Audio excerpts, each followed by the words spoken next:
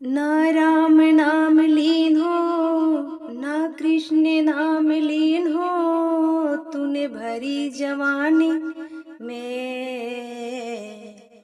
भगवान का भजन जवानी में करो, बुढ़ापे का इंतजार ना करना। ना राम नाम लीन हो, ना कृष्ण नाम लीन हो, तूने भरी जवानी में। तू डूब के मर जा रे चुल्लू भर पानी में। तू डूब के मर जा रे चुल्लू भर पानी में। क्यों करता मेरा मेरा, यहाँ कुछ भी नहीं तेरा। एक दिन होगा भैया तेरा मरघट में डेरा। कुछ कमा के ले जा रे ऐसी जिंदगानी में। तू डूब के मर जा रे चुल्लू भर पानी में। तू डूब के मर जा रे चुल्लू भर पानी में। भजन कर मस्त जवानी में, बुढ़ापा किसने देखा है। ना राम नाम लीन हो, ना कृष्ण नाम लीन हो, तूने भरी जवानी में। तू डूब के मर जा रे चुल्लू भर पानी में। भक्तों, आप सभी को राधे राधे, जय श्री कृष्णा। आप सभी मेरे चैनल को सब्सक्राइब कीजिएगा, शेयर कीजिएगा एंड लाइक करना ना भूलिएगा। आइए चलती हूँ कथा की तरफ। गंधारी माँ खुद की औलाद की गलतियाँ नहीं दिखाई पड़ी। गंधारी माँ को खुद की औलाद की गलतियाँ नहीं दिखाई पड़ रही है, लेकिन भगवान को श्राप बराबर दिया, जाओ तुम्हारा भी नाश हो जाएगा वैसे जैसे मेरा हुआ। इसलिए हम आपसे कहते हैं, इन कथाओं से सीखिए, सबक लीजिए। हमें हमेशा दूसरों को गलत ठहराना ठीक नहीं है। हमेशा दूसरों पर विलोम लगाना, दूसरों पर आरोप लगा देना, दूसरों को दोष करार देना ठीक नहीं है। हमारी गलती हमारी ही होती है। इसलिए अपने जीवन में जो भी निर्णय लिया करो, सोच समझ के लिया करो। 10 बार नहीं 50 बार सोचा करो। किसी को गाली देना है तो गाली भी देने के पहले सोच लो, इस गाली को दे तो दूंगा, पर इसका परिणाम क्या होगा। इसके 1 महीने बाद, 1 साल बाद क्या परिणाम होगा, इसका क्या परिणाम आएगा, विचार कर लो। बिना विचारे जो करे सो पाछे पछताए, काम बिगाड़े आपने जग में होते हंसाए, है ना। इसलिए गाड़ी भी किसी को दो तो सोच कर दो कि इसके नुकसान क्या है और उसके फायदे क्या है। क्या गाली देनी जरूरी है? जो बोल रहे हैं बोलने दो। बोली यदि पहले तुम तौलो, फिर मुख को खोलो, फिर मुख को खोलना करना। अपने कसौटी की तराजू, अपने शब्द को तौल कर देख लो कि जो शब्द बोल रहे हैं वो दूसरों के लिए वो शब्द कितने वजनदार है। उन शब्दों का वेट क्या है ना। उसका प्रभाव सामने वाले पर क्या पड़ेगा।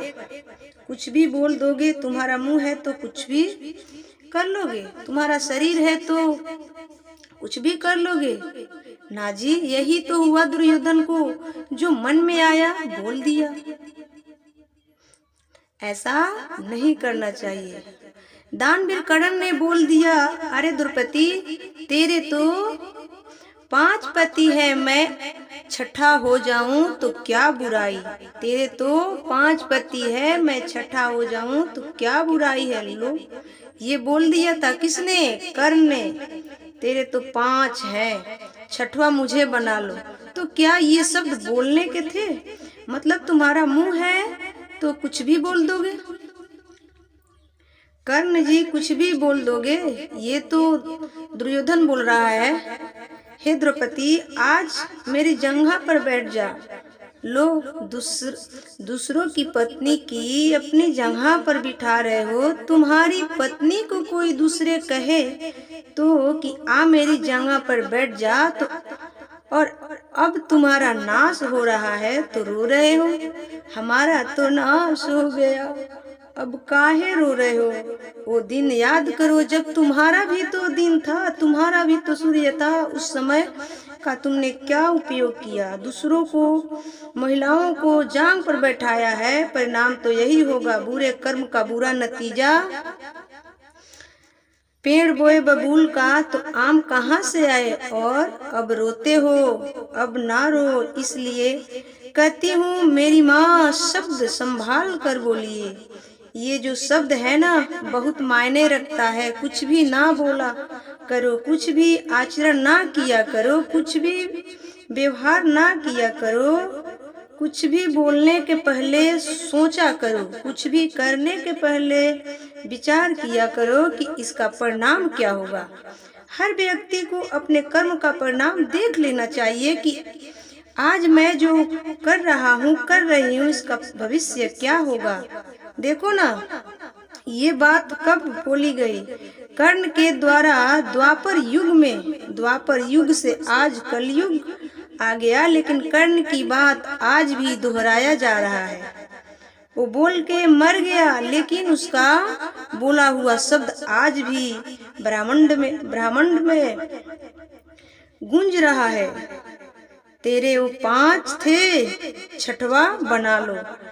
मैं सर जाऊंगी, आप मर जाएंगे, मैं मर जाऊंगी, आप मर जाएंगे, पर आपके बोले हुए शब्द नहीं मरेंगे। याद रखना, आप मर जाएंगे, मैं मर जाऊंगी, पर मेरा व्यवहार नहीं मरेगा। जो मैं आपके साथ किया है, अच्छा या बुरा।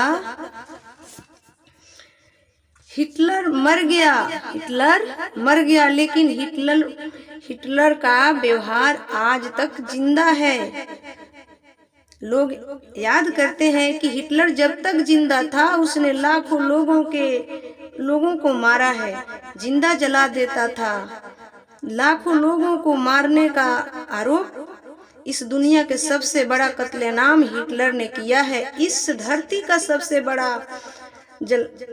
अपराध हिटलर था। उसने 1 लाख लोगों को मारा है, जिंदा जलाया है, बच्चों को, महिलाओं को, पुरुषों को बड़ी भट्टी बनवाया था, और उसने बुलवाता था और डाल देता था, तमाशा देखता था, हंसता था, लोग की चीख देखता था, उसे मजा आता था। मर गया हिटलर, लेकिन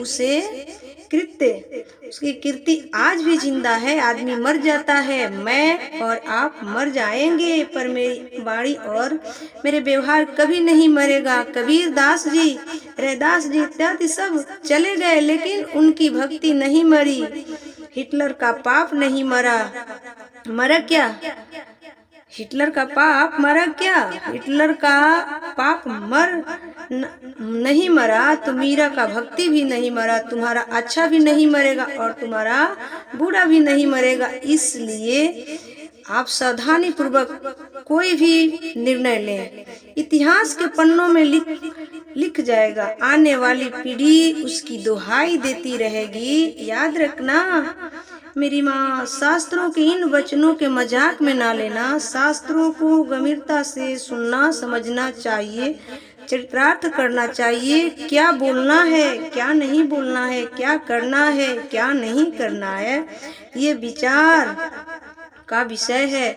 महाभारत में भगवान श्री कृष्ण ने अर्जुन का साथ दिया, और जिसका साथ भगवान देते हैं उसकी कभी पराजय नहीं होती। इसलिए आप लोग कहा करो कि हे नाथ, जैसे अर्जुन की गाड़ी आपने संभाली, ये दास की गाड़ी भी आप ही संभाल लो। हे नाथ, हम तो आपके श्री चरणों में हैं। जैसे रखे राम जी रहना चाहिए। सीताराम सीताराम कहना चाहिए, सौंप दिया इस जीवन का सब भार तुम्हारे हाथों में, सौंप दिया इस जीवन का सब भार तुम्हारे हाथों में, है जीत तुम्हारे हाथों में, है हार तुम्हारे हाथों में। बस भगवान को सौंप दिया करो, तुम्हें सौंपते ही ये भगवान तुम्हें अपनाएंगे, बिना सौंपे कैसे। जब आप अपने गाड़ी का ड्राइवर खुद है तो दूसरा कोई ड्राइवर कैसे हो सकता है, कैसे चला सकता है। इसलिए भगवान को सौंप देना चाहिए अपनी जिंदगी।